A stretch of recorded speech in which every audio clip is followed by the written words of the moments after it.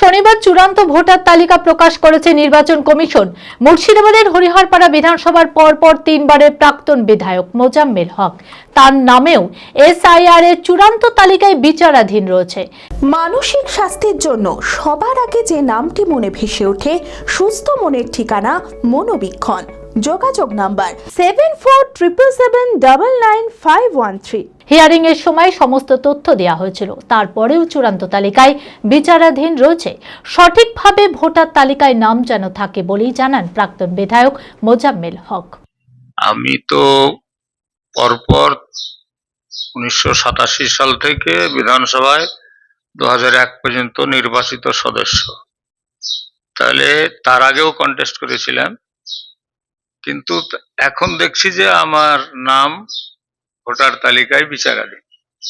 এ তো আশ্চর্যের ব্যাপার। তাহলে এতদিন যে নির্বাচিত হলাম সেটা থেকে ভুল হয়েছে, একই তো তালিকা।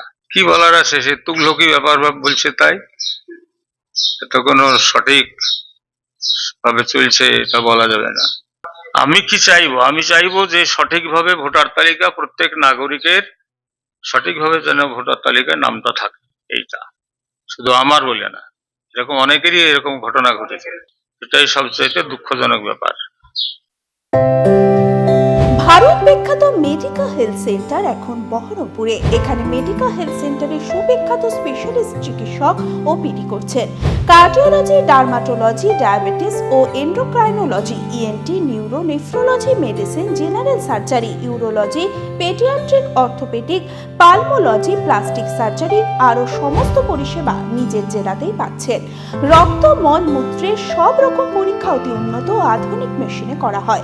USG, CT scan, digital X-ray, echocardiography, endoscopy সহ আরো সমস্ত ছবি করা হয়। বিশদে জানতে যোগাযোগ করুন Medica health centre Baharampur, SS Medicate, 14 KN road, Baharampur, Murshidabad.